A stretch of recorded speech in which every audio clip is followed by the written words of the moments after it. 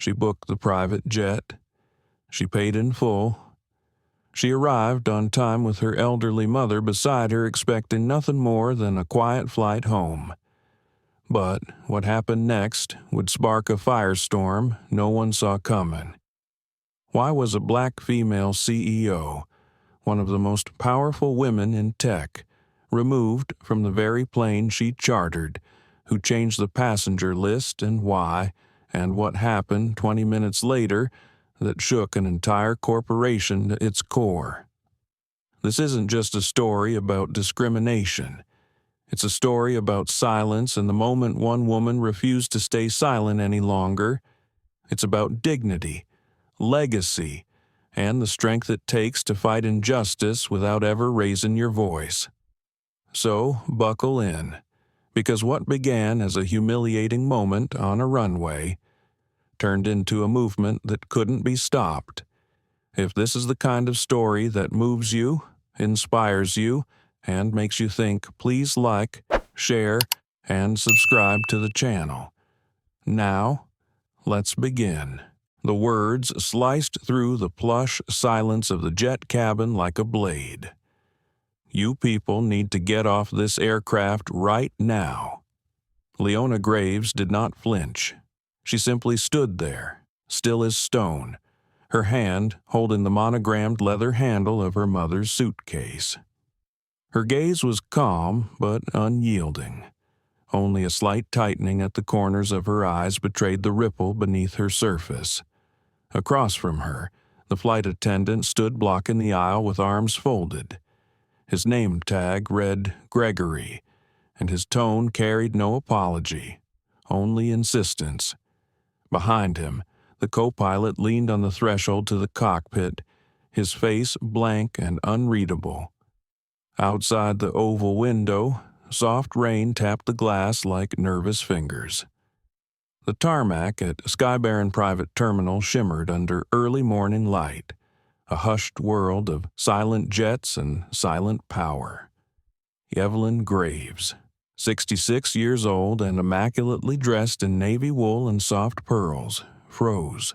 One hand still rested gently on the leather seat she had just started to settle into. She turned to her daughter, a flicker of confusion and disbelief passing across her face. "Excuse me," Evelyn said, her voice even but edged in steel, the voice of a former school principal who had once handled rowdy classrooms with nothing more than a look. Gregory didn't move. "There's been a mistake with your booking. This jet is reserved for another party today." Leona pulled out her phone. She tapped twice and held the screen up, revealing the payment confirmation email, complete with transaction ID and timestamp. The payment for this flight cleared 31 minutes ago. The itinerary was confirmed last week. We're not mistaken. Gregory's expression didn't change. If anything, he looked annoyed. "I've been instructed by operations to ask you to disembark. We're sorry for the inconvenience. No explanation, no offer to help, no names mentioned, just a polite shove out the door." Leona blinked once. Her face, always composed, betrayed no outward emotion, but inside, the pulse behind her ribs thudded once, hard. It wasn't the first time she'd been told she didn't belong in a space her name had paid for. It wouldn't be the last. She turned slightly, enough to make eye contact with the pilot, who now shifted awkwardly where he stood. His uniform was crisp, his eyes avoided hers. "Captain," she said, "do you confirm that the manifest shows our names and payment? I'm afraid I can't comment." "Ms. Graves," he said quickly, "I've been told to ask you both to step off the aircraft." "And who instructed you?" she asked. "A beat, then another. Management," he said. "Please understand. We're only following orders." Evelyn stood up fully now, adjusting the strap of her handbag. She placed a hand gently on her daughter's arm, as if to say, "Let's not escalate this here." But her eyes, those same eyes that had once dared school boards and city officials to undermine her students, burned with disappointment. Leona closed her eyes for a moment, just long enough to feel the sharp breath of anger slice through her. She reopened them with a calmness that had become her armor. "We will step off this aircraft," she said.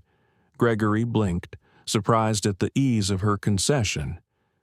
"But you should know," Leona added, "you're making a mistake. One that's going to have consequences." Outside the cabin, the drizzle had thickened into light rain. The ground crew stood in awkward silence as the two women descended the jet steps. One tried to offer Evelyn an umbrella. She declined with a quiet shake of her head. They walked side by side across the tarmac. No shouting, no panic, just poise sharpened by experience. Once inside the waiting area of the private terminal, Leona handed her mother a paper cup of tea from the concierge desk. Then she stepped aside, back toward the window overlooking the jet they had just been removed from. She dialed. Malcolm answered on the first ring. "What happened?" he asked, already sensing the tone in her silence. "They removed us from the flight," she said quietly. "What they said, it was a booking error, that the plane was assigned to another client. I confirmed the flight with Skyrise Aviation last night. You saw the wire transfer receipts?" "I did. Do you want me to call them?" "No," Leona said. Her voice was low and controlled. "I want you to call legal, and then I want you to call Harper." There was a pause. "Are you sure?" Leona's eyes scanned the tarmac again, then settled on the jet as the engines powered down. The door remained open, a silent symbol of exclusion. "I'm sure." She ended the call. Evelyn sat nearby, watching her daughter with quiet intensity. There was pride in her eyes, yes, but there was also sorrow, the same sorrow she had felt years ago, watching her child come home from school in tears because a teacher had mistaken her brilliance for defiance. "You don't have to fight every battle, baby," Evelyn said softly. Leona turned to face her, her face unreadable. "This isn't just a battle," she said. "This is a message." And what message do you hear? Leona looked out at the jet again. That someone thought they could remind me of my place. She smiled faintly. "They forgot I built it." A soft ping from her phone. A message from Malcolm legal team is mobilized. PR is drafting response. Harper says, "Do not back down." Outside, a ground crew member slowly pulled the jet stairs away. Inside, Leona Graves stood still, hands folded, expression calm, but her eyes, they were not still, they were fire. 4 hours earlier, the world was still quiet. In a penthouse apartment overlooking Boston Harbor, Leona Graves stood barefoot in her kitchen, stirring honey into her mother's morning tea. The sky outside was streaked with pre-dawn gray, the kind of light that made everything feel suspended between yesterday's wait and today's promise. Across the island counter, Evelyn Graves inspected her daughter's suitcase with the care of a woman who'd been packing for trips long before packing cubes and TSA locks were trendy. She gently zipped the front pouch shut and patted it twice.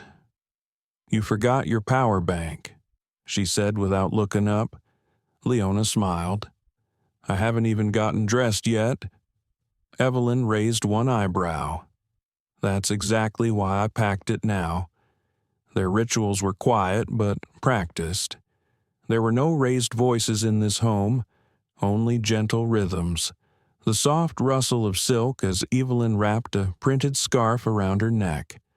The clink of Leona's teaspoon against porcelain.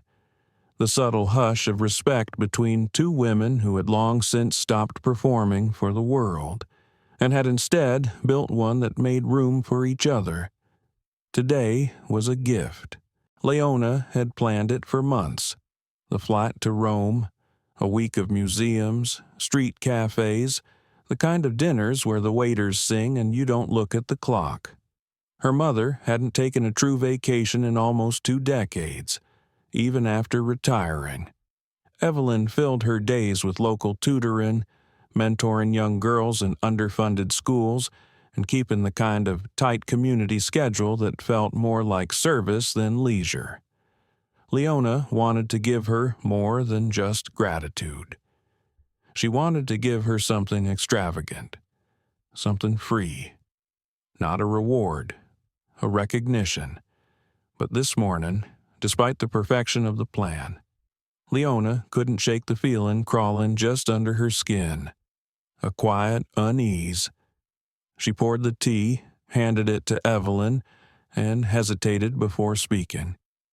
Do you ever feel like, no matter how far we get, they're still waiting to take it away? Evelyn looked up from her cup. Her eyes softened, but she didn't rush to answer. Define they, she said, though she already knew.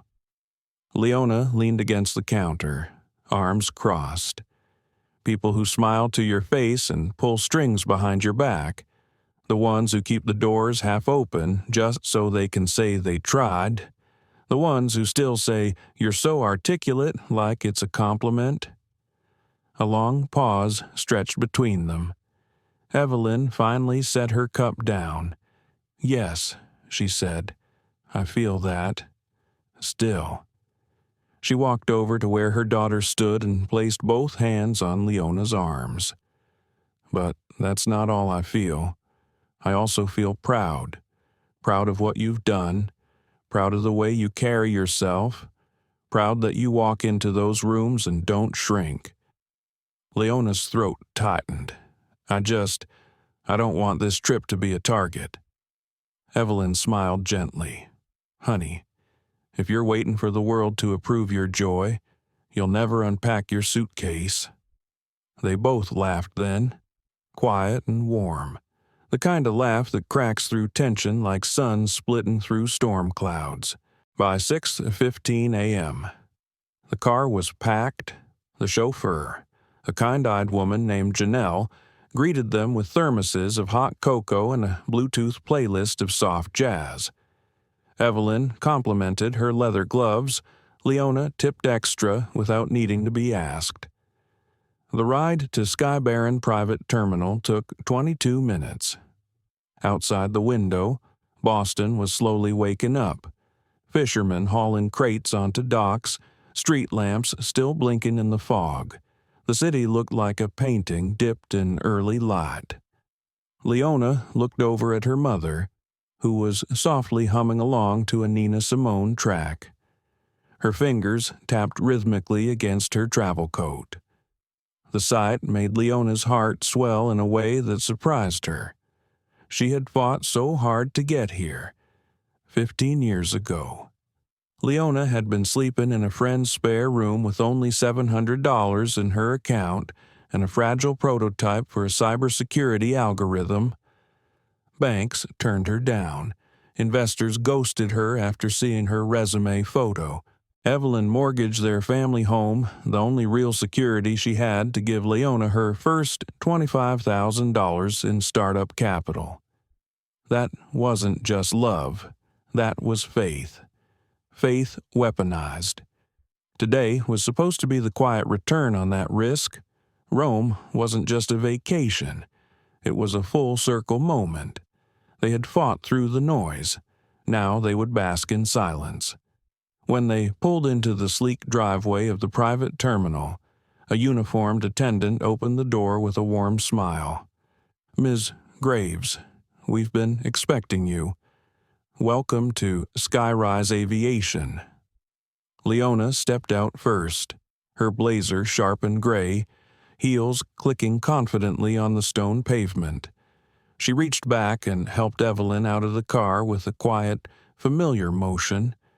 Inside the terminal, everything gleamed. Marble floors, leather armchairs, a fireplace crackling in the far corner. A concierge offered espresso. Leona declined. She didn't need the caffeine. Her nerves were already awake. Within minutes, their bags were taken. A clipboard was signed. And then a polite voice announced, "You may proceed to board. The jet is ready for departure." As they stepped out onto the tarmac, Leona stole a glance at the aircraft: white exterior, navy accents, custom interior. She had selected it herself after reviewing options with her assistant. Every detail had been approved. Evelyn clutched her handbag closer. "These aren't planes," she murmured. "They're floating hotels." Leona chuckled softly. "Wait till you see the inside." But even as she spoke, something changed. The moment they reached the stairs, the crew emerged: the pilot, the co-pilot, and the flight attendant Gregory. His smile was thin, practiced, but it didn't reach his eyes. "Good morning," Leona greeted him. He nodded, but didn't respond. His gaze shifted from her to Evelyn, then back. "Ms. Graves," he asked. "Yes, this is my mother, Evelyn Graves. We're confirmed for the 7:20 departure to Rome." There was a pause, small, measured. Then Gregory tilted his head. "I'll need to check something with operations. Please, wait here." He stepped back into the cabin. Evelyn looked up at her daughter. That was odd. Leona nodded slowly. "Something's off." And just like that, the atmosphere shifted. The sun dimmed slightly behind clouds. The tarmac no longer felt like a luxury gateway. It felt like a stage. A minute later, Gregory returned. His face was different now. No smile, no softness. "I'm going to need you both to step aside," he said. "There's been a change in the manifest." Leona's stomach sank. "I don't understand." Gregory looked her in the eye this time. "This jet is no longer assigned to your party. You'll need to exit the boarding area. And then, like ice cracking underfoot, you people need to get off this aircraft right now." The glass walls of the conference room shimmered beneath the morning sun. 42 floors above downtown Boston. The city buzzed below like a restless machine. Inside, it was quiet. Still, too still. 12 executives sat around a polished walnut table, their digital tablets glowing in front of them. Charts, graphs, and performance dashboards flickered to life on the oversized screen mounted at the end of the room. Leona Graves stood confidently at the head of the table. Her slate gray suit was sharp but understated, the way she preferred it. Her hair was neatly pinned back, her diamond studs modest. She didn't need flash. Her numbers spoke loud enough. "As you can see, Q2 results exceeded projections in every category," she said, swiping through the deck on her tablet. "Our new security infrastructure alone accounts for a 27% increase in enterprise contracts. Retention is at 97%. There were nods, a few murmurs of approval, even some smiles. And then, from the far end of the table, a throat cleared. Roderick Vaughn, the company's chief financial officer, adjusted his glasses. His suit was impeccable. His smile, not so much. "These numbers are undeniably strong." "Leona," he said, using her first name too casually. "But I do have one concern." The air shifted, tiny, but perceptible. Leona didn't flinch. "I'm listening." Roderick tapped the screen in front of him. This expenditure listed under discretionary personal allocation, a private charter to Rome, nearly $52,000. Leona's jaw didn't move, but the muscle beneath her right temple tightened slightly. "I believe that was reviewed and approved last quarter," she said calmly. It's from my personal bonus pool, not operational budget. Yes, I'm aware, Roderick said smoothly, but the optics, it's still a company-managed asset. It's not just any flight. Rome for a birthday trip. His words hung in the air, sour and suggestive. A few people shifted in their chairs. Harper Lee, the board chair, narrowed her eyes but said nothing. Her loyalty was steady, but she had learned to observe first. Leona's voice didn't change, but her energy did. My mother, she said, is the reason this company exists. She mortgaged her home 15 years ago when no one else would invest in my idea. She signed her name on bank papers with no guarantee she'd get her house back. That Rome flight is a thank you, one she more than deserves. There was silence, thick and tight. Roderick smiled faintly, as if he hadn't just questioned the legitimacy of Leona's gratitude, or her leadership. Well, he said, straightening his sleeve, I just wanted clarity. You got it, Leona said. The meeting continued. The numbers continued to rise, but in the back of Leona's mind, something had changed. There were moments when you could feel someone drawing a line in the sand without ever lifting their hand. This was one of them. After the meeting ended, the executives filtered out. Some smiled politely, others avoided her eye. Harper lingered just long enough to say, You handled that well, but keep your guard up. Leona nodded. She already knew. Later that evening, she sat across from her mother at the kitchen table in Evelyn's brownstone. The same table where they'd once laid out student loan forms, insurance applications, and hand-drawn business models written on the backs of grocery receipts. Evelyn poured tea into mismatched ceramic mugs. Her sweet potato pie, still warm, sat between them on a wooden trivet. You don't need to fly me to Italy. You know, Evelyn said, slicing two neat wedges, I'd be just as happy with lasagna from that little place in Dorchester. Leona chuckled.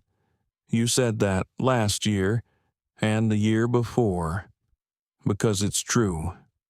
Leona leaned back, letting the steam from her tea rise to her face. She needed this moment, needed the steadiness of her mother's voice, the comfort of her kitchen, because the boardroom had left a different kind of sting.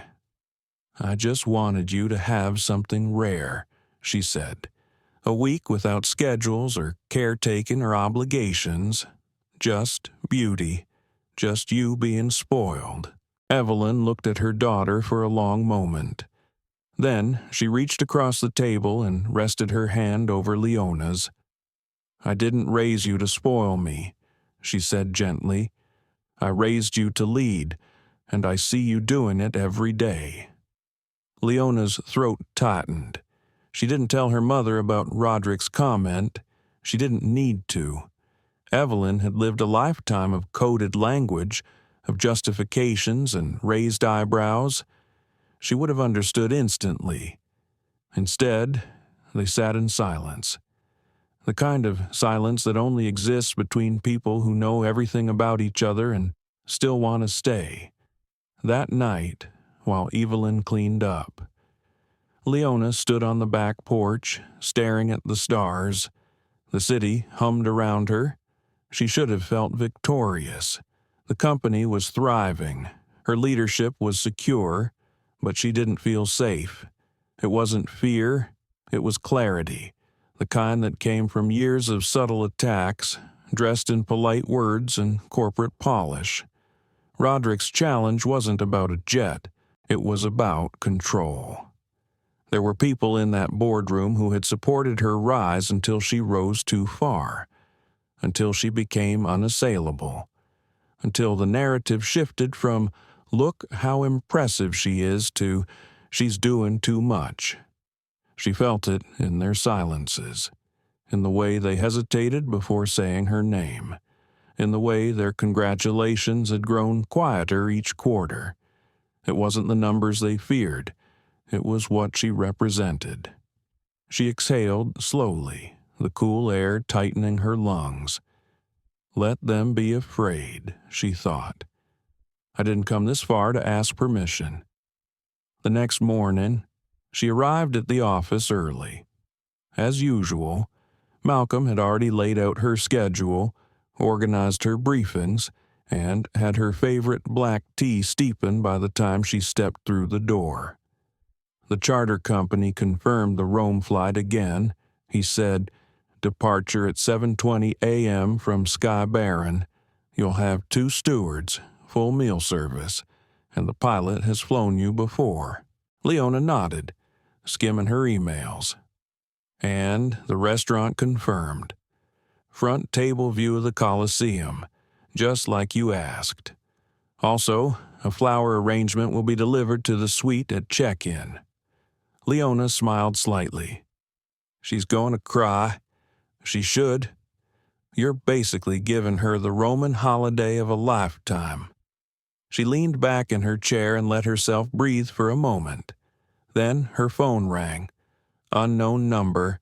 She almost let it go to voicemail, but something instinct or intuition made her pick it up. "This is Leona Graves, Ms. Graves." The voice on the other end said, smooth and practiced, "This is Elias Stroud. I'm calling on behalf of Stroud Capital. I wonder if you have time for lunch today?" Leona blinked. Stroud Capital, the same firm that had dismissed her pitches 10 years ago, the same one that had funded 4 of her direct competitors. "What's this regarding?" she asked. "An opportunity. One I think you'll want to hear. It's time-sensitive." She hesitated. Everything about this felt too perfectly timed. "Still," she said, "have your assistant contact mine. We'll try to make it work." She hung up and stared at the phone. Another line was being drawn, and she had just agreed to step toward it. Leona Graves didn't usually take lunch meetings, not with people she didn't trust. But as she sat across from Elias Stroud in a marble-paneled private room at Carradine's, one of Boston's most exclusive restaurants, she reminded herself that trust wasn't always a luxury. Sometimes it was a strategic illusion. The waiter had just left after pouring their sparkling water. Elias reached for a lemon wedge, squeezing it slowly into his glass. "I have to say, I've been following your rise with great admiration," he said, folding his napkin neatly into his lap. "You've done the impossible, Leona." "Which part of the impossible?" she asked evenly. "Raising capital without a legacy name, or growing faster than your portfolio companies?" he laughed, a smooth, practiced laugh. "Touché." "Both." Leona didn't smile. She had done her research before agreeing to this meeting. Elias Stroud wasn't just a partner at Stroud Capital. He was one of the original founders. Old money, Ivy League, and deeply connected in the venture world. The kind of man who knew everyone, and, more importantly, who owed him. He had rejected her coldly 11 years ago. Called her model risky and her confidence premature. But now, apparently, she was worth a lunch. Elias leaned forward. "You're on the cusp of a major leap. I see where your company is headed. I see what it could become with the right partner." Leona tilted her head slightly. "And let me guess you believe you're that partner." "I do. We've seen the power of your infrastructure, the trust your clients have in your platform, but scaling globally isn't just about product, it's about access, and that's what we offer." Leona took a slow sip of water. "And what exactly do you want in return?" Elias didn't hesitate. 30%. She blinked once, just once. "That's not an offer," she said softly. "That's a takeover. It's a valuation that reflects risk and opportunity," he replied. "And let's be honest, Leona, you've done the impossible, but you've also stepped into rare air. That makes people nervous." Leona leaned back in her chair. Her voice remained calm. "People like who?" He smiled again. "Don't play coy. You know how this world works. You've disrupted too much, too fast. You've outperformed white male-founded competitors who had triple your funding. That doesn't go unnoticed." She didn't respond. The silence between them stretched. Elias took another bite of his salad, perfectly composed as if he hadn't just unveiled the invisible lines of resistance drawn around her success. "I'm offering you protection," he said finally. "Alignment, the kind of partnership that quiets questions before they get loud." Leona exhaled slowly. "This sounds less like a business deal and more like a warning." Elias didn't deny it. "I'm giving you a window, Leona, to get ahead of what's coming." She stared at him, searching his eyes for the truth beneath the polish. He didn't blink. There it was, not a threat, a calculation. He believed she had something valuable, but more than that, he believed he could isolate her, shake her confidence, box her in. And yet, what rattled her most wasn't the pitch. It was the timing. 2 days before the flight, 3 days after the boardroom tension with Roderick, something was moving, something coordinated. She set her fork down. "I appreciate the lunch," she said quietly, "but I didn't get here to play safe, and I'm not afraid of what's coming. I've lived with it my whole life." Elias didn't react, just nodded slowly, like a man who had already expected her to say no. Then he reached into his coat pocket and slid a small black envelope across the table. "In case you change your mind," he said, "you have 48 hours. Leona didn't touch the envelope. As she left the restaurant, her heels clicking against the marble floor, she felt a familiar sensation rise in her chest. Not fear, but fire. A clean, focused burn. Back in her car, she sat still for a long moment before texting Malcolm. "Need to see the charter manifest again. Triple-check every detail." He replied within seconds. "Already done. Everything looks secure." Still, Leona couldn't shake the feeling. Something about the way Elias had smiled, the casual certainty in his voice, the way he had framed his offer as a rescue mission, not a deal. This wasn't business. This was pressure. That night, as she reviewed emails on her laptop, her mother entered the room carrying a cup of chamomile tea. "You've been staring at that screen for an hour," Evelyn said gently. "Come sit on the couch. There's a rerun of Designing Women on." Leona smiled faintly, but didn't move. "Just one more thing." Evelyn stepped closer, studying her daughter's face. "You're thinking too much." Leona looked up. Her voice was quiet. "Do you ever wonder if success makes you more vulnerable? Not less." Evelyn sat beside her. "Yes, because it does." She took Leona's hand in hers. "Power doesn't protect us. It reveals who's threatened by us." They sat in silence, the weight of that truth settling between them. "You don't have to go to war alone, you know," Evelyn added softly. Leona nodded, but part of her already knew that war had begun.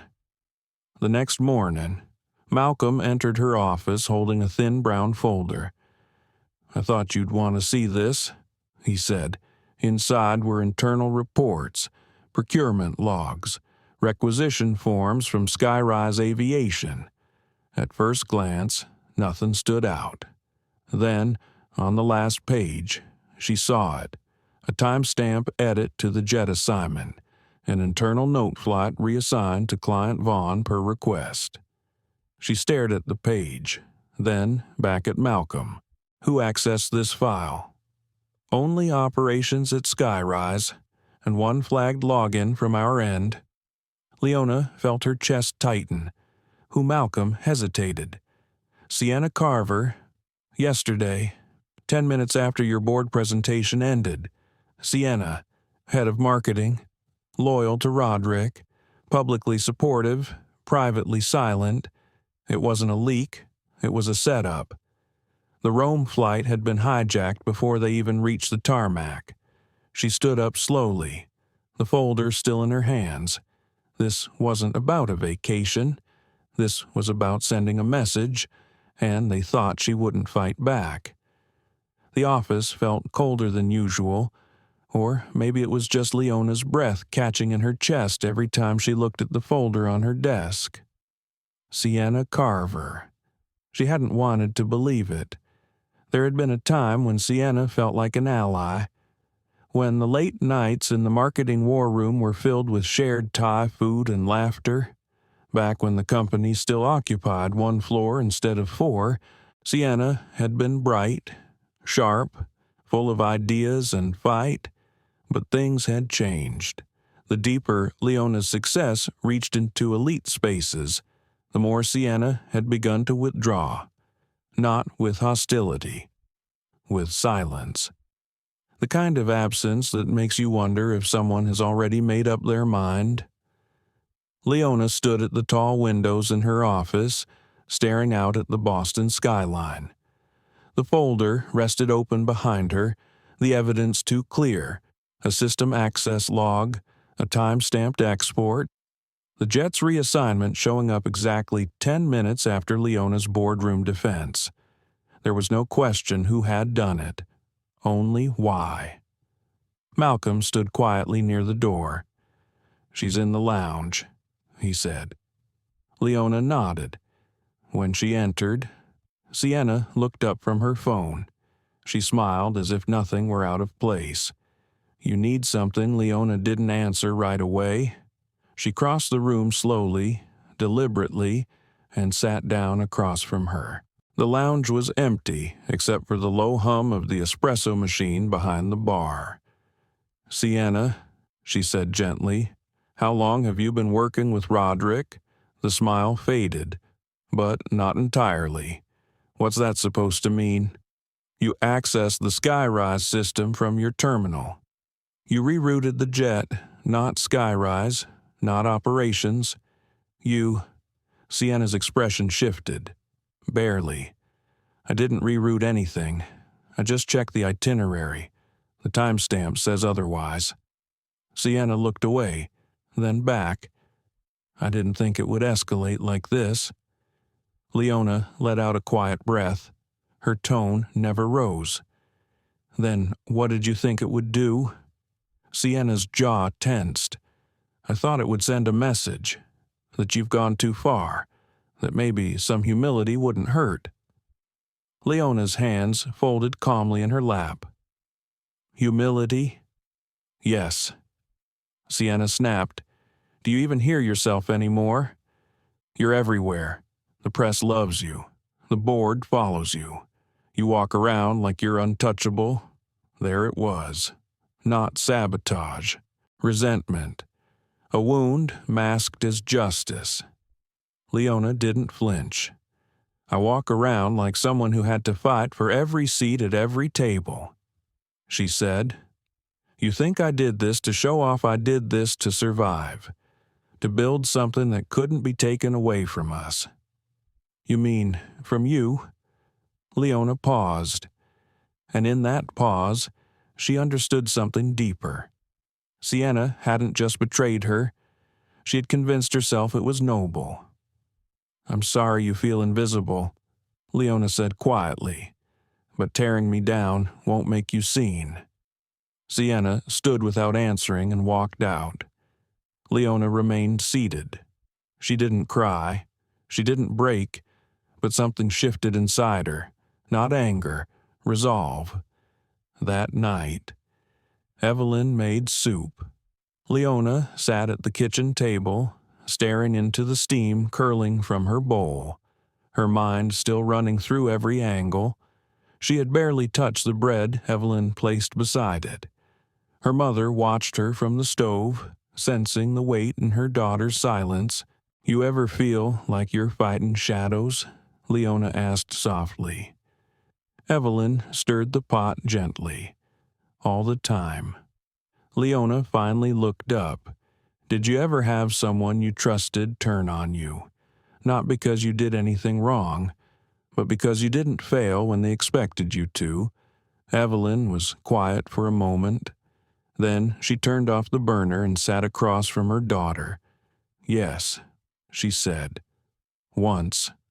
And I remember it like it was yesterday." Leona leaned in. "When I was 34, Evelyn said, I was up for a senior administrator role at the school district. I'd been teaching for 12 years, mentoring, writing curriculum, training new teachers. Everyone said it was mine." She paused, eyes distant now, but the job went to someone else, a man who had half my experience. I was told I needed to be less intimidating, that maybe my tone in meetings made people uncomfortable. Leona's hands clenched. I later found out a woman I mentored had advised against me, said I didn't collaborate well, that I wasn't a team player. She said I dominated the room. Leona stared at her mother, shocked. She got promoted 6 months later. Evelyn smiled sadly. "People don't always betray you because they hate you. Sometimes they betray you because they hate how much you remind them of what they've given up." Leona exhaled slowly. She had spent her life trying to build safe spaces for women like them. And yet, even now, the old scars showed up with new names. Evelyn reached across the table and took her daughter's hand.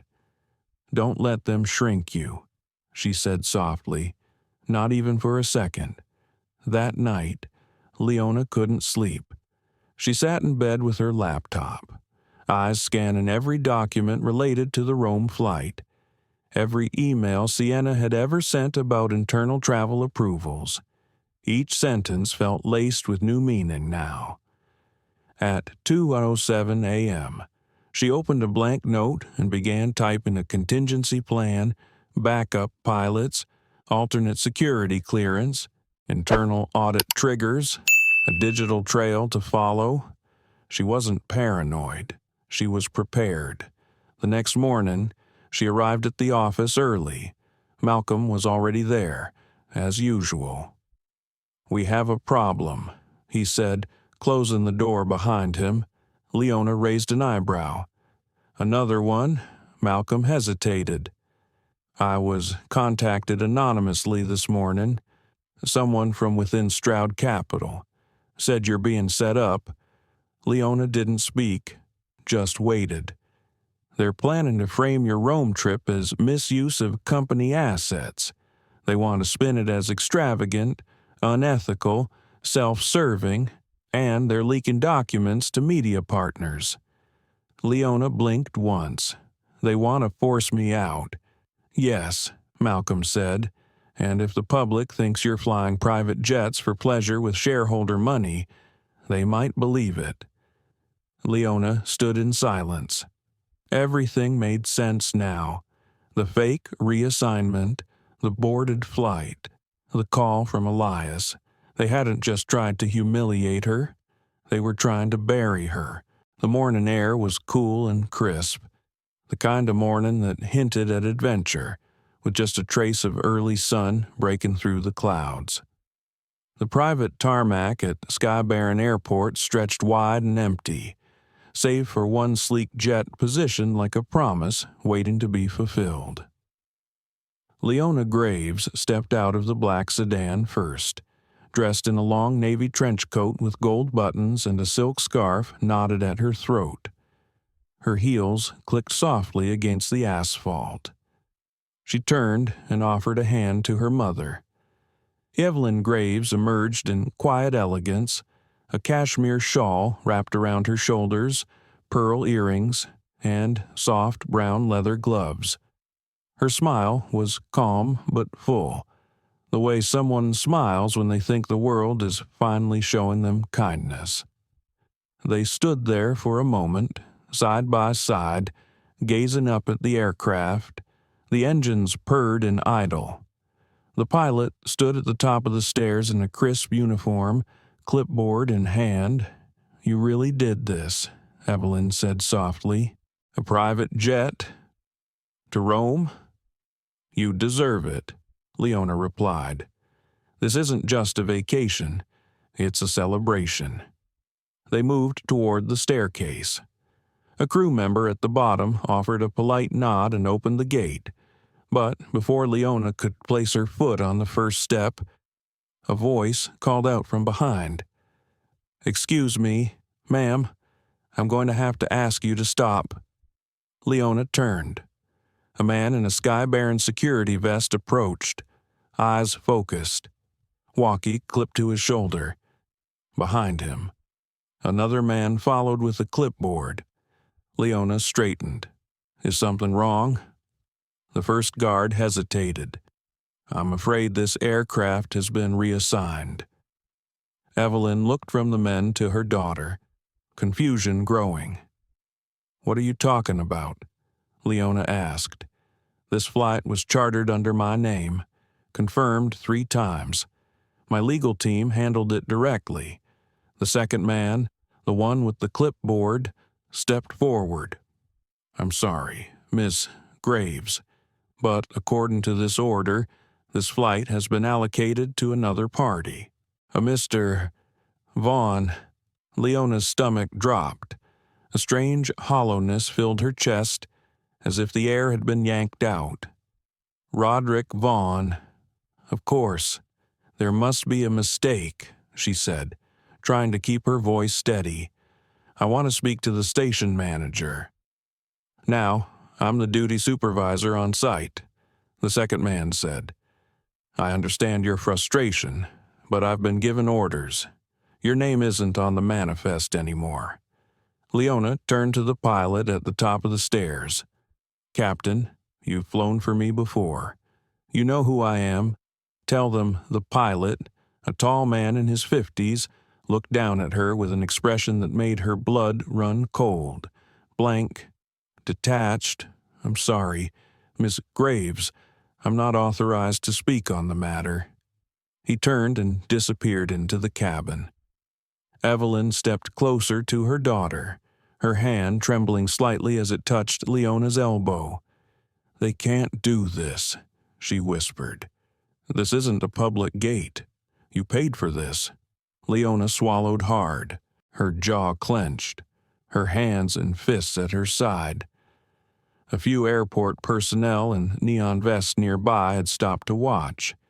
Even at a private terminal, whispers traveled fast. Malcolm had warned her something was coming, but she hadn't imagined it would happen here. Not in front of her mother. Not like this. A third man approached, younger, earpiece in place. "I need both of you to step away from the aircraft immediately. This is a secured area now." Leona didn't move. Her eyes didn't blink. She stood frozen at the bottom of the stairs, watching her name vanish from the jet she had reserved, the flight she had planned, the celebration she had fought to make perfect. "This is retaliation," she said quietly. The man didn't respond. "You don't know who you're working for," she added, "but I do." They didn't care. That was the worst part. The silence, the certainty, the quiet way they erased her, as if it had all been authorized, as if it made perfect sense. Evelyn touched her hand. "Leona, let's go." She turned to her mother, her throat tight. "I just wanted you to feel special. Just once. The way you deserve." "I do feel special," Evelyn said, "because you're my daughter, and they don't get to take that." A black SUV pulled up beside them. Malcolm jumped out, eyes wide, phone still in his hand. "I came as soon as I saw the alert," He said, "We need to leave. There are press vans pulling into the service entrance." "Press," Leona repeated. He nodded. "Someone tipped them off. They want a scene." It hit her like a second slap. They hadn't just removed her from the plane. They had choreographed her humiliation. And someone wanted it seen. She stepped back from the stairs, her heels scraping against the pavement. A part of her wanted to scream, to demand, to make them hear her. But another part, the deeper, older part, knew it wouldn't matter. The only thing that mattered now was what came next, inside the SUV. Evelyn sat silently. Leona stared out the window as the jet rolled forward on the tarmac. A new figure climbed aboard. It was Roderick. He didn't glance their way. He didn't have to. The phone in Leona's hand vibrated. A message from Elias Stroud. "Still think you don't need protection?" She stared at it, her hands trembling. For a brief moment, she considered replying, but there was nothing to say. Malcolm's voice was calm in the front seat. "We can take this to court." "I don't want court," she said. "What do you want?" She turned, eyes burning. "I want every single person involved to regret the day they underestimated me." The house was silent when they returned, the kind of silence that feels too clean, like someone had vacuumed the air of sound. Leona closed the door behind them and stood still in the foyer. The faint scent of sandalwood hung in the air. Morning light spilled across the hardwood floors, bright and cruel. Evelyn slipped off her shawl, hung it carefully on the antique coat rack, and disappeared quietly into the kitchen. She didn't speak. She didn't have to. The weight of what had just happened sat between them like a third presence, loud in its quiet. Leona remained at the door, still wearing her trench coat, still holding her bag. She hadn't blinked in minutes. She had been humiliated. No, not just embarrassed, erased, removed, cast out from something she had built, funded, reserved, paid for, and all of it happened in front of her mother. That was the part she couldn't breathe through. She finally moved, walking into the living room where the fireplace sat cold. Her eyes landed on the photo on the mantel. It was from her first awards ceremony, a small, barely lit ballroom back in Atlanta, before she moved to Boston. She wore a borrowed dress, smiling too wide, holding a plaque that cost more to engrave than the check she received. Evelyn had taken that photo. She had clapped the loudest that night. She always had. From the kitchen, the kettle clicked off. Leona sat on the couch. Her hands rested on her knees, but her fingers wouldn't stop twitching. She wanted to scream, to throw her phone, to break something expensive. But she didn't. She never did. Her rage was the quiet kind, the kind that rearranged itself into strategy. Evelyn entered with 2 mugs of tea and sat beside her. "I called Grace," she said. "She's watching the news already. It's out." Leona looked down. "What did they say? That there was a confusion with the booking? That you tried to board someone else's flight?" Leona let out a small breath, almost a laugh. "Of course. They're trying to make you look reckless," Evelyn added, "like you were just throwing your name around, like you thought you owned the jet." "I did own the booking," Leona said sharply. "I know," Evelyn replied gently, "but they're not aiming at the truth. They're aiming at perception." Leona's throat tightened. "What hurts the most," she said slowly, "is that they think I'll let it go, that I'll crawl into silence." Evelyn placed her hand over her daughter's. "You've never crawled." A long pause stretched between them. Then Evelyn spoke again, her voice lower this time. "When I was a little girl," she began, "my father took me to the courthouse to watch Thurgood Marshall argue a school integration case. We stood outside on the sidewalk for 2 hours because we couldn't go in. We weren't allowed." Leona turned toward her. "But you still went?" "Yes."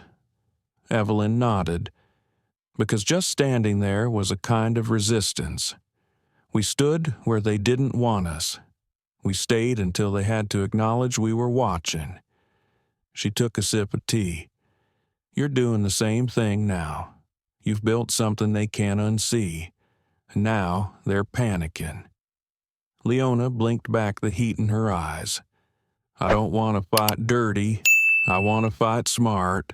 You always have." She reached for her phone and pulled up her legal folder. Everything had already been logged. The receipt, the payment confirmation, the name change on the manifest, the text from Elias. The footage from the tarmac cameras would be next. She'd subpoena it if necessary. "I'm going to expose them," Leona whispered. Evelyn didn't speak. She just nodded once. That afternoon, Malcolm arrived with his laptop and a face like stone. "They've already issued a press release," he said. "They're claiming you missed a schedule in email and showed up uninvited." Leona didn't blink. "They're calling it a misunderstanding, hoping you won't escalate. Then they've miscalculated," she said.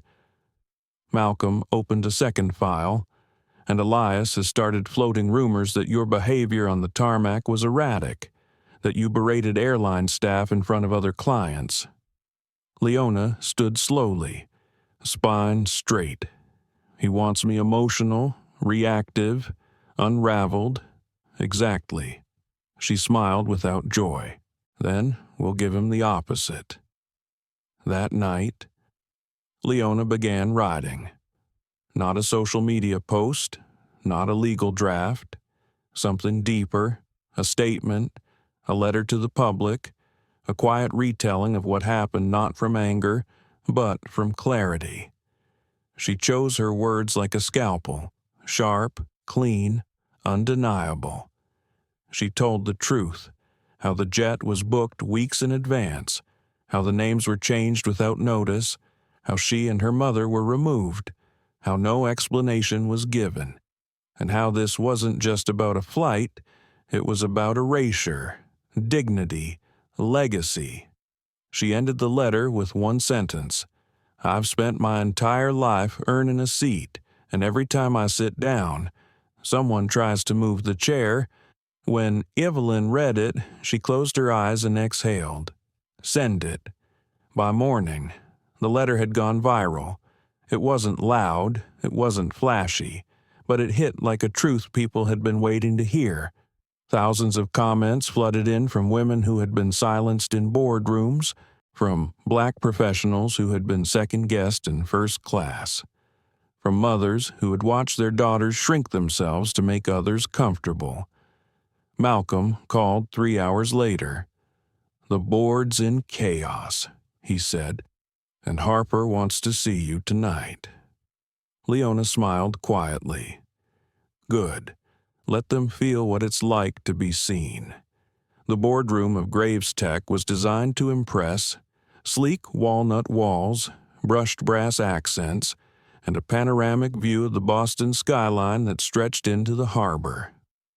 A long glass table sat at the center, reflecting the morning light like a mirror. It was a room where millions were decided with a single nod.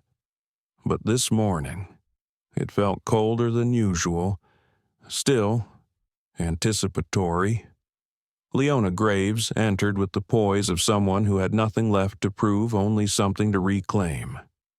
She wore a charcoal gray tailored suit, minimal jewelry, and the calm look of a woman who had not forgotten what they did. Harper Lee, chair of the board and longtime ally, stood at the window, arms folded. Her expression was unreadable. "Everyone's inside," she said softly. Leona nodded once. let's begin." The moment she stepped into the room, conversations halted. A dozen eyes turned toward her, some startled, some guilty, some already beginning to prepare their denials. Roderick Vaughn sat near the head of the table, tablet in front of him, hands folded neatly. His expression was pleasant, too pleasant. Elias Stroud sat across from him, his smile tight and unreadable. A legal representative from Stroud Capital took notes at his side. Leona placed a leather folder on the table, then sat calmly and looked around the room. "No opening statements," she said, "no performative unity. I want to begin with a few questions." There was a silence. No one objected. To be clear, she continued, "I'm still CEO of this company." "Yes," Harper nodded. "Yes, you are." "Good." She turned to Elias. "Elias, when did Stroud Capital begin suggesting changes to the travel budget for executive leadership?" He blinked. "Excuse me, I'll rephrase. When did you first propose limiting my travel privileges while continuing to fund Vaughn's jet use?" A few heads turned. Elias gave a slow smile. "I'm not sure that's a fair characterization." "I think it is," she said, sliding a printed report across the table. "Here are 5 separate flight invoices billed to Graves Tech by our CFO over the past 90 days, including 2 personally approved by you, all for private air travel, all marked strategic initiatives. Yet, the moment I book a flight for my mother and me, there's suddenly a reassignment, a leak to the press, and false claims that I boarded someone else's jet. No one moved." Roderick leaned forward slightly. "You're making this personal, Leona." "It is personal," she said, still calm. "You stole my booking, then you lied about it. You tried to humiliate me in front of my mother, in front of airport staff, and then framed it as an executive misunderstanding." Her voice never rose. It didn't need to. It held the quiet burn of surgical truth. "I now have evidence that someone in this room accessed Skyrise Aviation's back-end system and altered the passenger manifest using corporate credentials. That access trail leads to your terminal." "Roderick," a beat of silence, "I'd like to hear your explanation." Roderick smirked. "This is beneath you, Leona. These are details that could have been handled quietly." "No," she said. "Steady. You handled it quietly. I'm handling it publicly." Harper looked between them. "Do you have the log files? I've already sent them to Malcolm," Leona said, "and to 2 outside firms. There will be an independent audit. That part is already in motion." Elias cleared his throat. "This feels like a dramatic overcorrection. The company doesn't need this kind of spectacle. We can resolve this in-house." Leona leaned back, hands folded. "You want to talk about spectacle?" She pulled out her phone and pressed play. The room filled with the sound of her voice reading the letter that went viral 2 nights ago. The silence in the room grew heavier with each line. "I've spent my entire life earning a seat, and every time I sit down, someone tries to move the chair." When it ended, she set the phone down gently. "You wanted to erase me," she said, "but instead, you confirmed everything I've warned this board about for 2 years, that we've built a culture that tolerates bias if it wears a blazer." She turned toward Harper. "And now, the question isn't whether I overreacted. The question is whether we're going to lead with integrity or hide behind silence." A pause, then Harper nodded slowly. "I move that we initiate a formal inquiry into CFO conduct and unauthorized use of company resources," she said. Another board member added, "I second." Elias looked furious now. This is a coordinated takedown. No, Leona said softly. This is accountability. As the motion passed, Roderick gathered his things without a word and left the room. But the silence that followed was not relief. It was something deeper. It was the first real shift in power Leona had felt in months. Outside the boardroom, Malcolm waited with a grin. "They're scrambling now," he said. "Your public statement forced them to act." "It wasn't the statement," Leona replied. "It was their shame. They just needed someone to hold up the mirror." Later that day, she returned home and found Evelyn in the garden. "How'd it go?" Evelyn asked, clipping rosemary with quiet precision. Leona smiled. "They're launching a full investigation. Vaughn's suspended, and Elias is quiet for now." Evelyn nodded without looking up. "Good. Let them sweat." Leona sat on the edge of the bench, watching the wind pass through the trees. "They were so sure I wouldn't speak, because they've mistaken grace for weakness." Evelyn handed her the rosemary. "You taught them something today," she said. Leona looked up. "What?" "That a black woman's silence is not submission, it's calculation." The following morning, Leona awoke to the sound of her phone buzzing. Not once, but repeatedly. Texts, emails, news alerts. The world was catching up. Her public letter had lit a spark. But now that spark had found fuel. CNN had picked it up overnight. The clip of her walking away from the private jet with her mother, head high, face unreadable, was already viral. Headlines varied in tone, but the core message echoed loud and clear. CEO Leona Graves denied boarding on jet she booked. Why mother and daughter humiliated at private terminal CEO speaks out. I earned that seat. Black tech leader's story resonates nationwide. Leona scrolled slowly. Her face remained composed, but her pulse was strong. Malcolm called minutes later. "You're trending on 5 platforms," I gathered. "They're reaching out for interviews. The New York Times, The Atlantic. Even Forbes wants to do a cover profile." Leona walked into the kitchen where Evelyn sat, already dressed, reading a newspaper the old-fashioned way. A mug of tea steamed by her elbow. Leona placed the phone on speaker. "Let them wait," she told Malcolm. He chuckled. "That's the energy." She poured herself coffee and leaned on the counter, finally letting herself breathe. It wasn't just validation, it was vindication. Not because she needed approval, but because the truth had finally found a platform it could not be silenced on.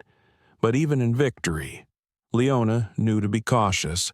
There would be backlash. Always was. Later that afternoon, the doorbell rang. Leona opened it to find a woman in her mid-60s, hair streaked with silver, standing with a small bouquet of sunflowers. "I hope this isn't strange," the woman said. I had to come." Leona blinked. "Do I know you?" "Not really, but I knew your mother." Evelyn appeared in the hallway, pausing at the sight. "Delilah," she whispered. The woman smiled. "I saw the story last night. I recognized your name. I recognized your daughter. You haven't changed. Evelyn, not at all." They hugged softly, like people who had been forced apart by time and the world's expectations. Delilah stepped inside, and they all sat in the living room with tea and quiet reverence. "We talked together. Once," Evelyn explained, "she was the only other black woman in the district who dared speak up about the pay gap.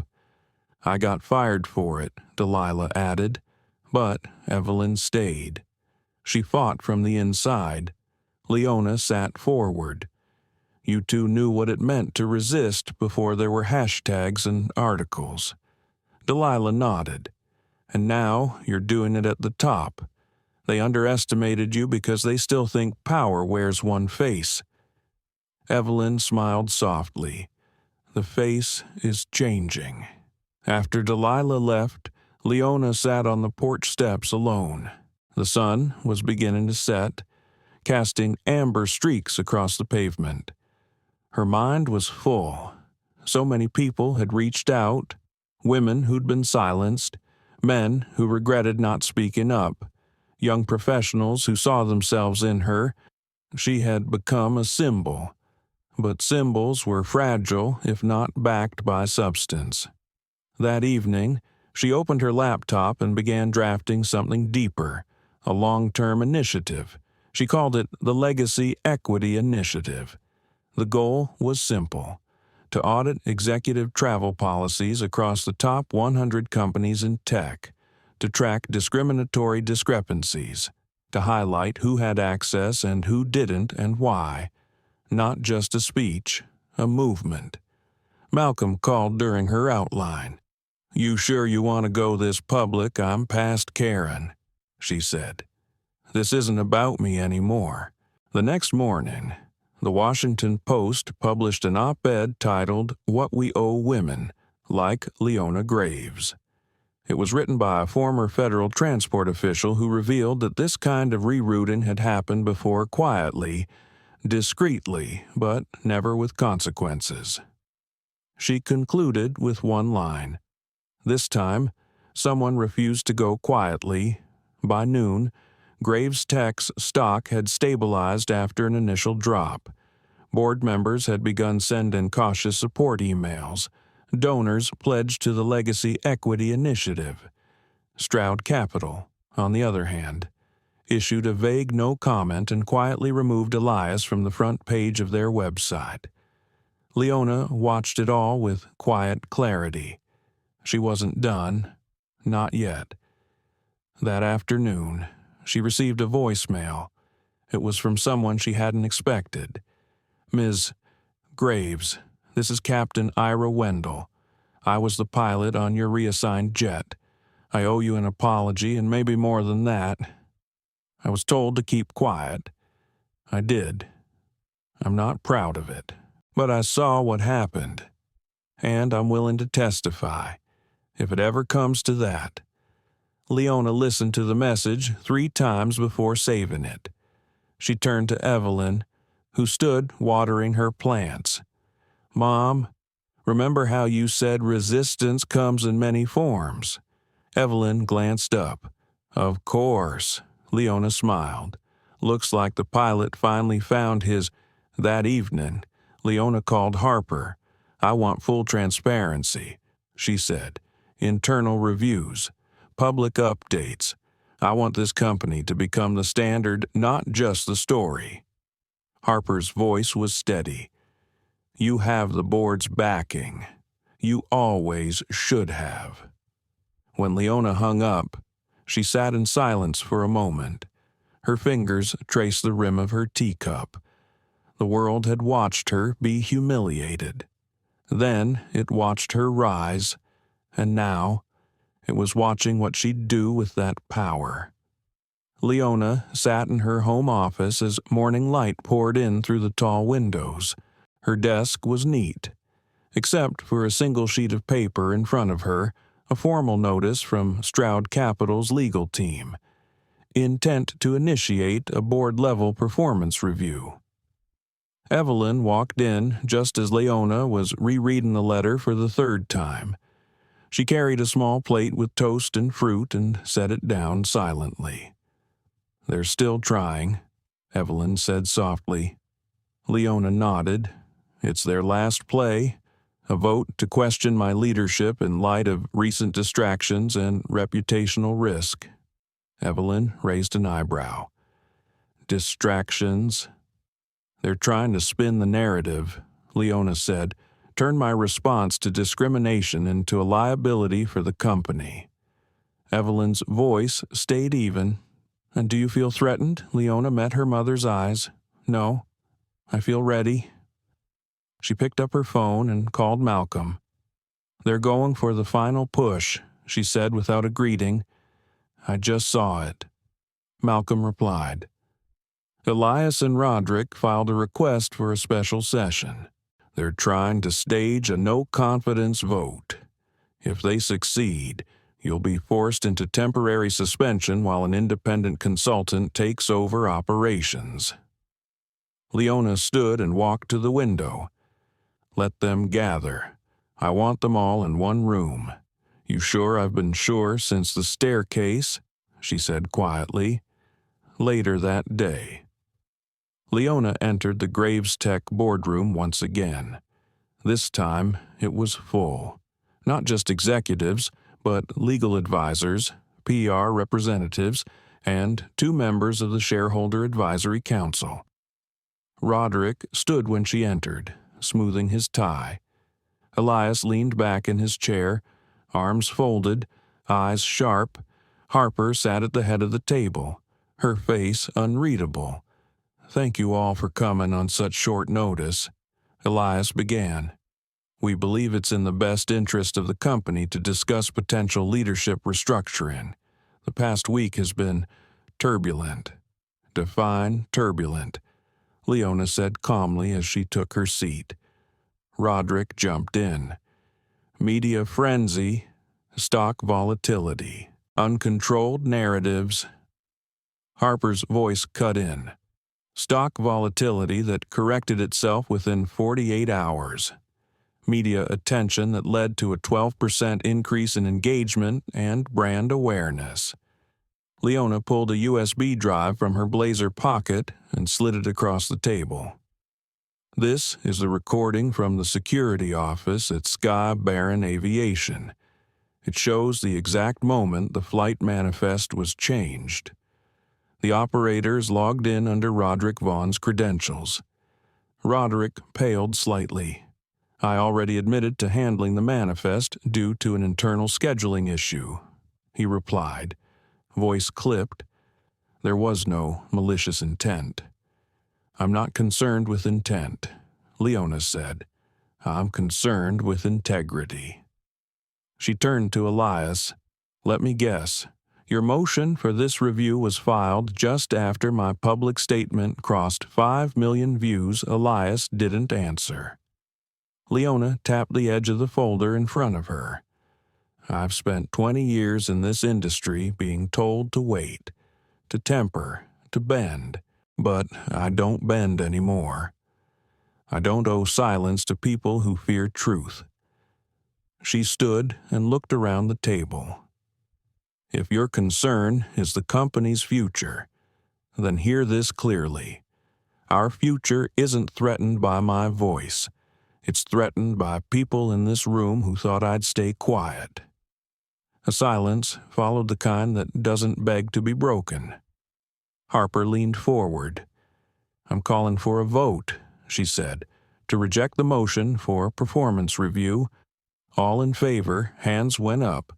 1, 2, 3, 7 total. Motion denied," Harper said, "and in light of the new evidence, I move to begin proceedings to terminate CFO Roderick Vaughn for breach of internal policy and misuse of executive resources." More hands. A pause, then a final one. Harper looked at Roderick. "You're dismissed, effective immediately." Roderick stood, face expressionless, and walked out. Elias followed quickly, offering no goodbyes. Leona remained standing. "There's one more thing," she said. "Effective next quarter, Graves Tech will fund a permanent diversity and equity oversight council with public accountability reports released every 6 months." No one argued. No one questioned her authority now. That night, Leona walked the garden path behind her house, wrapped in a wool shawl, the stars barely visible through drifting clouds. Evelyn joined her after a few minutes, holding a small lantern. "They tried everything," she said. Leona nodded. "They failed. But it's not over." "Is it?" Evelyn asked. "No," Leona replied. "But now we fight from higher ground." Evelyn smiled. You always have. They stood under the quiet sky together, mother and daughter, shoulders aligned, the air cool around them, inside the house. Leona's phone buzzed again, this time with a new headline. CEO Leona Graves emerges stronger after corporate backlash board ousts CFO, initiates policy reforms under Graves' lead. The story had shifted again, not to pity, not to controversy, but to power. Real, earned, lasting power. The ballroom at the Concord Conference Center was buzzing. Over 2,000 people had filled the space, with cameras lining the back wall and lights angling toward the stage. Industry executives, venture capitalists, activists, students all had gathered, not just to hear a keynote, but to witness something bigger. It was the first public appearance of Leona Graves since the incident. The woman who had been humiliated. The woman who had refused to stay quiet. The woman who had, in the face of injustice, made the entire industry stop and look inward. Backstage. Leona stood in a quiet alcove, adjusting the cuffs of her slate blue blouse. Her hair was pulled back simply, and her expression was calm, focused, beside her. Evelyn watched the monitor. The event host was introducing her now, a leader, a visionary, and a woman whose silence was mistaken for submission, until she reminded us all that silence can be power waiting for the right moment. Applause swelled. Leona took one last breath, not to calm nerves, but to ground herself. Then she walked onto the stage. The applause rose to its feet. She stood at the podium, waited patiently for the room to settle, then looked across the sea of faces. "Good afternoon," she began, her voice even, warm. "I wasn't planning on being here this year. In fact, a few weeks ago, I thought I'd be spending this month quietly, working behind the scenes like I've done most of my career. A few chuckles, a murmur of recognition. But life, or maybe truth, had other plans." She paused. Many of you saw the video. You read the statement. You saw the flight manifest. And while all of that mattered, I want to talk about something deeper, something that has existed far before this jet, before Graves Tech, before I ever stepped into a corner office. Her voice slowed. I want to talk about what happens when someone tells you in 100 subtle ways that you don't belong in a space you built. The room was quiet now, still, listening. When I boarded that plane, I wasn't just a passenger. I was a woman who paid, who planned, who prepared, and yet I was told without explanation, without apology, that my name no longer matched the seat. A pause, and that moment wasn't new. It was just loud enough to record. Soft hums of agreement rippled across the crowd. I've been in rooms where I was the only one who looked like me. I've been asked to explain credentials that others were never asked for. I've been praised for being articulate, as if that were rare. And I've been told kindly, of course, to wait my turn. She took a breath, but I don't wait anymore. A single clap, then a second, then the room erupted. Leona let it land before she continued. Because this is not just about a plane. It's about access, dignity, visibility. It's about who gets to take up space without justification and who gets questioned for even showing up. She leaned forward slightly. And here's the thing they didn't expect. They thought I'd be angry. They hoped I'd lash out. But I didn't. I chose clarity. I chose to speak not from outrage but from ownership. Applause again. Stronger this time. I started the Legacy Equity Initiative because no one should have to prove their worth to occupy a seat they've earned. We're partnering with over 40 companies now to begin real audits, not just performative pledges. We are asking hard questions. Who is missing from the room? Who's always waiting in the hallway? She paused. And what will it take to let them in without conditions? A young woman in the front row wiped tears from her cheek. Leona's voice softened. Growing up, I watched my mother fight without weapons. She didn't storm buildings. She didn't yell. She taught. She stayed. She built quietly in spaces that tried to erase her. She looked down for a moment, then back up. She gave me the gift of knowing that dignity isn't about what they call you. It's about what you answer to. A hush filled the room. Dignity is walking away when someone tries to take your seat because you already know you can build the plane. The applause that followed was thunderous. Not just clapping, not just standing, but a visceral roar of recognition. She waited, smiled gently, then closed with one line. I wasn't removed from that flight. I was redirected to something higher. The lights dimmed slightly. The music swelled. She stepped away from the podium and bowed her head briefly before exiting stage left. Backstage. Evelyn stood with her hand over her heart, eyes full. You didn't just speak, she said. You delivered. Leona hugged her tightly. I said what we've both been waiting a lifetime to say. Later, as the press gathered and headlines began populating in real time, Malcolm approached with his phone in hand. You're not just trending, he said, half stunned. You've started something. There are already university programs asking to include your address in their curriculum. Leona raised an eyebrow. Curriculum? Yeah, he said, chuckling. You just became a case study. She smiled. Let them study. The private terminal at Sky Baron Aviation looked the same as it did that morning. Weeks ago, same polished floors, same towering windows, same row of luxury lounge chairs that hadn't made space for her and her mother. But everything else had changed. Leona stepped out of the black car, her heels clicking softly against the pavement. She carried no suitcase, no entourage, just her and a worn leather satchel slung over her shoulder. The security guard at the entrance stood upright when he saw her. Ms. Graves, he said, nervous. She smiled gently. Just Leona is fine. He opened the door quickly.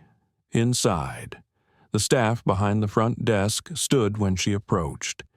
The same woman who had looked through her, rather than at her, now looked her directly in the eye. We're honored to have you back. Ms. Graves, we're sorry for what happened.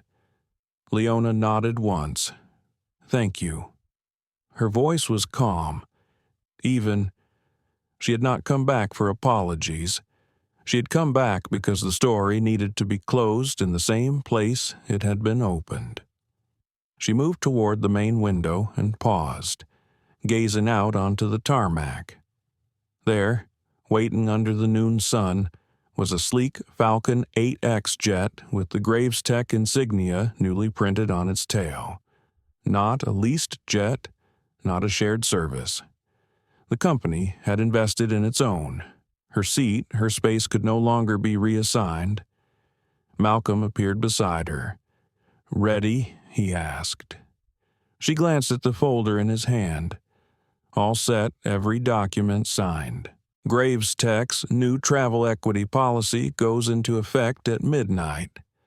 And your initiative got funding from 3 federal grants this morning. Leona exhaled slowly, but didn't smile. Not yet. What about Elias Malcolm shook his head. He sold his remaining shares and made a statement about changing priorities. We both know what that means. And Roderick, he's quiet, no lawsuits, No counters. He won't risk more exposure.